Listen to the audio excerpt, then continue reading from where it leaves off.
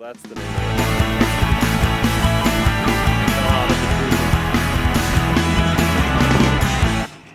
Hey guys, welcome back to offroadindependence.com's videos. I am happy to be back with you guys. It's been a while since I've done an ORDIP or ORDIV, whatever you want to call it, off-road independence video. The reason I'm doing it today is because I'm starting finally on my new project, which I guess we'll name Project New Beginnings. It is this 2001 4runner behind me. This is actually going to be a daily driver for my wife and I at the moment. It may eventually become my vehicle and she get a different one. Not sure about that yet, but we'll just have to see what happens. So today I've actually got all my parts to start a number of projects, but I'll only get into, of course, one project right now. And the project that we're going to get into is the exhaust on this. I'm only putting a catback exhaust.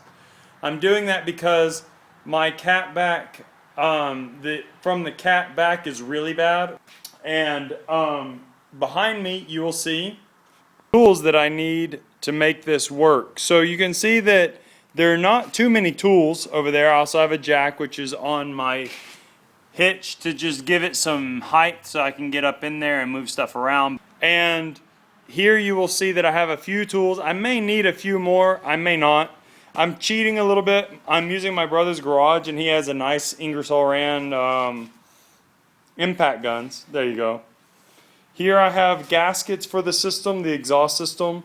Since I am taking off the catalytic converter, the rear one, I will need to replace the gasket. And I've heard that between the rear catalytic converter and the Walker exhaust, which this one is, it's their silent version, the Walker exhaust here, the one gasket doesn't always work. So I went ahead and I bought 4 gaskets, one between the Walker muffler here and the tailpipe, and then 2 gaskets to go between the Walker muffler and the rear catalytic converter, which you'll see in a little bit.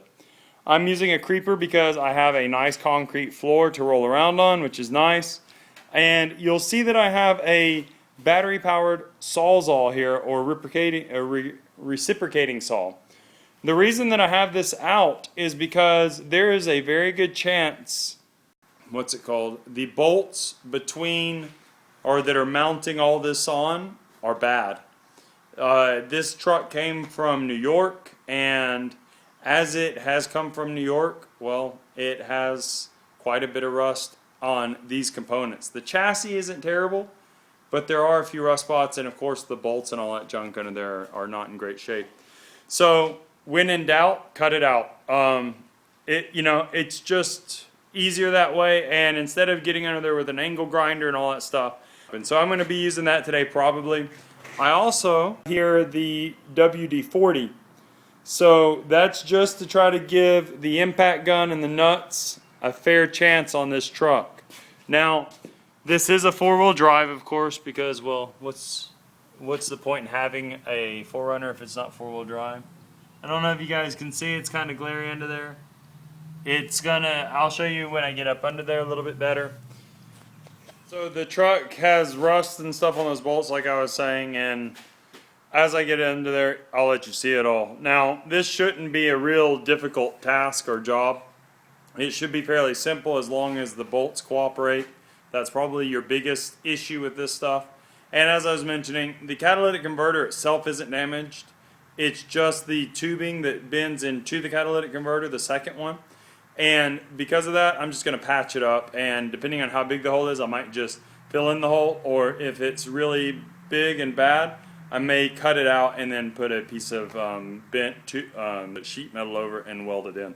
So we'll just see. And as I go on, I'll be showing you all the rest of the stuff that I'm doing to this truck as well. So please stay tuned, and I'll show you some more stuff here in a minute.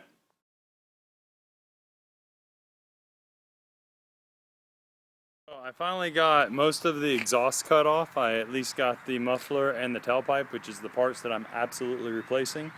I've got to check the catalytic converter, the second catalytic converter, to make sure that it's actually leaking before I repair it. I don't think it's actually the catalytic converter itself, but it would be the extension tube that connects the second one to the first one.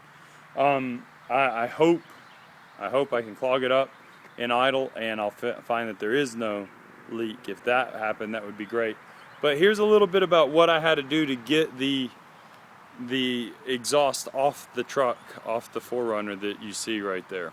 So as you can see, this thing is pretty rusted. I mean, it's got rust everywhere, and so it definitely needed to be replaced.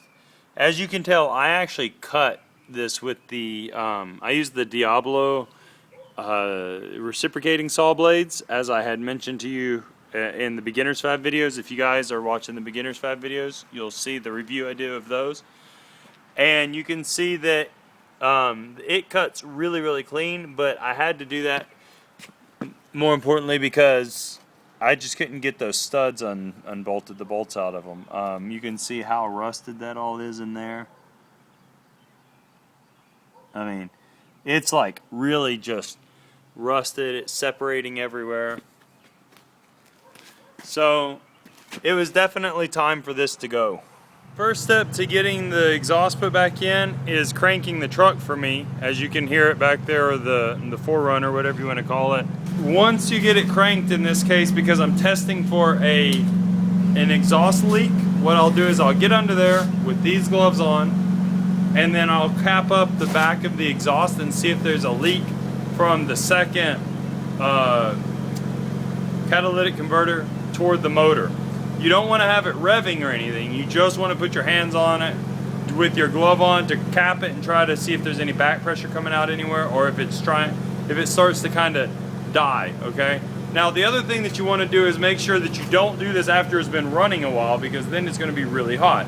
It's been sitting for a long time. I've been working on it. Now I just cranked it up like 2 seconds before this video. So now I'm going to do it, and it won't be too hot, and I can test it a few times and get what I need from it. So here I am down here under the truck. You can see the muffler right here, or the catalytic converter, and I'm just going to cap it. And if you hear that, there's a loud hissing sound.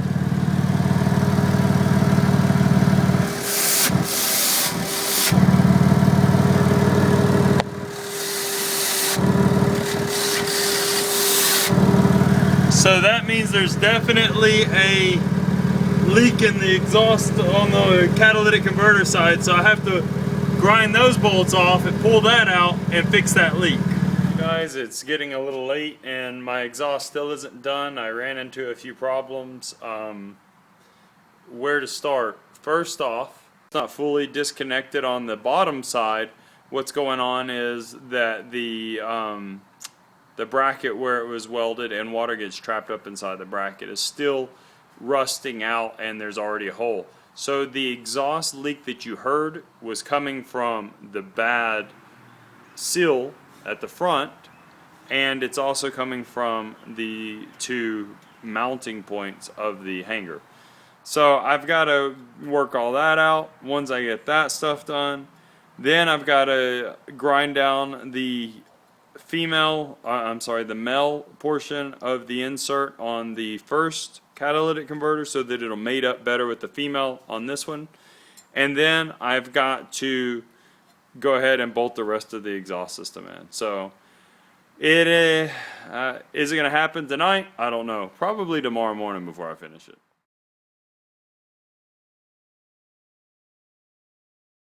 Hey everybody, today is the next day. I'm still working on the 4Runner.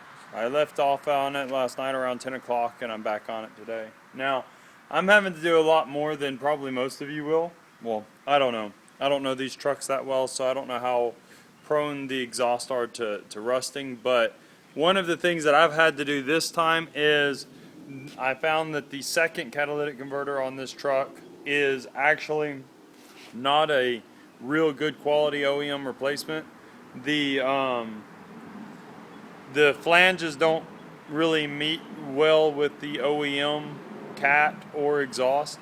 So they did a bunch of makeshift work with exhaust, silicone, multiple gaskets trying to make it work. And then on top of that, when they welded the hanger brackets on, they welded them really, really hot, and it started to rust through really quick, and so I've had to repair a bunch of that stuff. The cat seems to still be in good condition.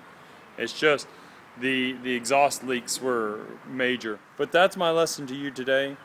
Buy good quality ones. The Walker exhaust that I bought, those components seem to be good quality. They seem to have a decent mating system that matches pretty well with the OEM setup. In fact, I think that the flared out female end on the Walker exhaust is actually a little deeper, so it just gives you the extra space you need so that that male portion of the tube can fit in there and not be impeded by anything. For reference, see, this is how the exhaust flanges work on this truck.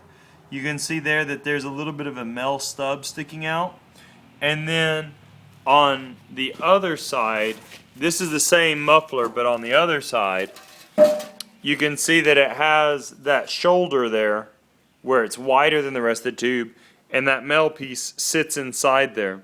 Walker did a good job, it seems, of making sure that those are deep enough for the males to fit, but look at this OEM replacement that they put on here. They're not good quality at all. It's not, there's no actual shoulder for it to fit in. The female does not receive the male very well.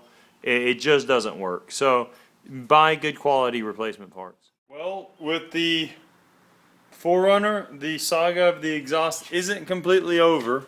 I got it installed, however, there is a slight issue, which is not my fault. It's from previous owners or exhaust work, whatever. You can probably see the gap there that is in existence. Somebody at some point, when they installed this catalytic converter, the second one that's been giving me the issue, they decided to fabricate their own exhaust flange, and they did it out of 3/16, which isn't an issue, but this edge, this bottom edge that you're looking at right here, has been ground down for some reason, and it creates an exhaust leak. It's not, I don't know, I'll just have to probably end up fabricating 2 new flanges and weld them on or something. I don't know what I'm going to do. But that's where we stand at the moment for that. Other than that, though, it's done. It doesn't sound too bad. It's not like a performance exhaust sound. It sounds a little bit better than the factory one, but it's pretty much a factory replacement, and that's what I was going for. So that's all there is to it. You can see the muffler there. This is the stainless steel exhaust from Walker, the SS Silent Flow. And it goes on back up and it bends around and comes out the back. It fits really nicely. Hold on, let me get back around here. It does fit pretty nicely. What I would say about it is that you should probably, sorry, I'm on a creeper. Only thing that I would say about it is you should probably go and take off all the exhaust mounts, the rubber mounts, off the chassis ones, off the chassis hangers, not off the exhaust hangers, and put those on the new exhaust from Walker, and then put it on that way. I found that it was easier to do that than to leave them on the chassis hangers and try to slip the exhaust into it. So that's my only critique on that aspect of it. It mates together really good. The flanges on the Walker mate really well together.